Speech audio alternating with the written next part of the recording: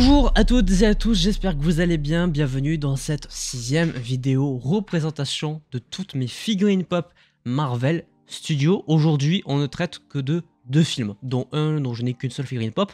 On va parler d'Iron Man 2 et de Avengers Infinity War. Là, ça devient intéressant. On va commencer par Iron Man 2, et en même temps, ça va pas être bien compliqué. Il n'y en a qu'une seule que j'ai dans ma collection.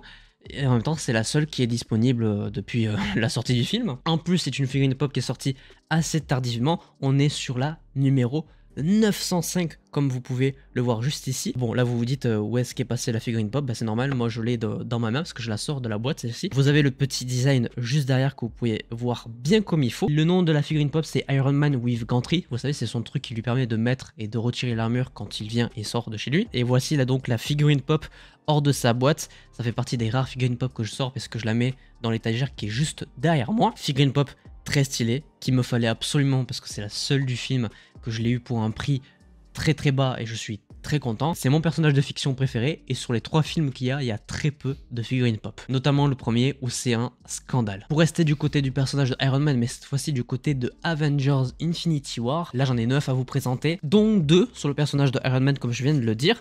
Voici les 2 figurines pop. Oui, ce sont exactement les mêmes. C'est la numéro 285.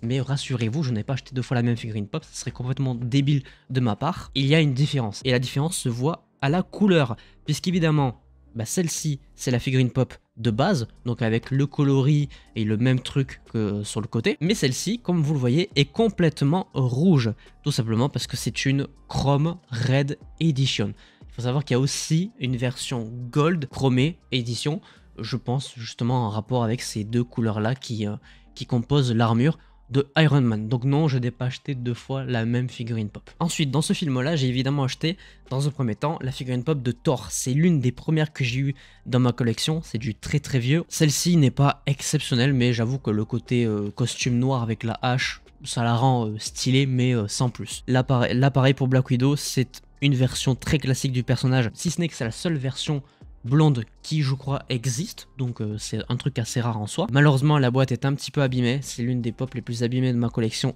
aussi, donc assez déçu à ce niveau. Mais par contre on notera que j'aime beaucoup le design de la veste, évidemment, qui est la veste qui apparaît dans Black Widow, et le petit bâton électrique qui ajoute, je trouve, du flow au personnage. Pour continuer du côté des gentils, c'est les 3 dernières figurines pop avant de passer aux méchants, même s'il y a encore une movie moment que je garde pour la fin. On va parler très brièvement du personnage de Groot. Voilà la figurine pop que j'ai de ce personnage dans ce film. Voilà, figurine pop très classique de Groot adolescent avec le petit fusil que lui prête le Winter Soldier, je crois. Rien d'autre à dire, c'est une figurine pop très lambda. Du côté de Spider-Man, là je suis très content d'avoir réussi à me dégoter celle-ci. C'est la version Iron Spider du personnage dans le film. Vous pouvez noter une différence entre ce qui est indiqué ici et ce qui est vraiment présent, c'est-à-dire la grosseur du bas du personnage par rapport à la tête.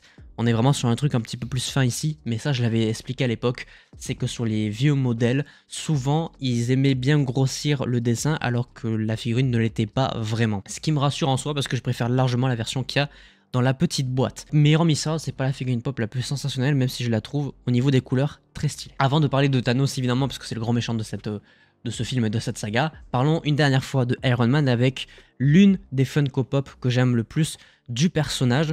Vous le voyez, la boîte est complètement différente, c'est la seule Funko qui est comme ça, hormis les Art Series, mais dans les figurines pop classiques, c'est la seule qui n'a pas le packaging normal.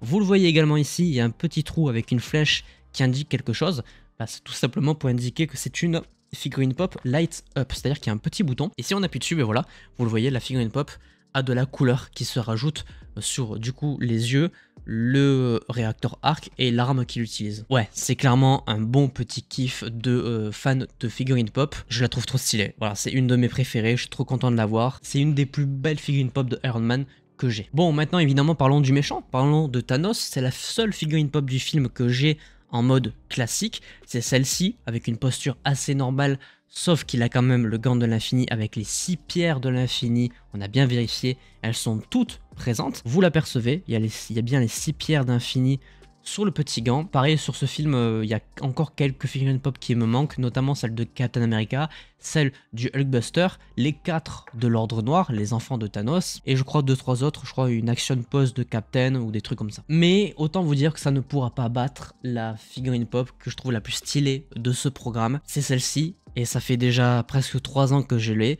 C'est la figurine pop Movie Moment de Thor contre Thanos avec beaucoup trop de détails, c'est trop stylé. Les éclairs de Thor, la hache plantée dans le cœur de Thanos, Thanos avec les 6 pierres d'infini sur le point de claquer des doigts, le fait que Thor soit surélevé, une figurine pop qui nous présente l'un des moments les plus épiques du film Infinity War, et je l'ai en figurine pop, et ça c'est trop stylé.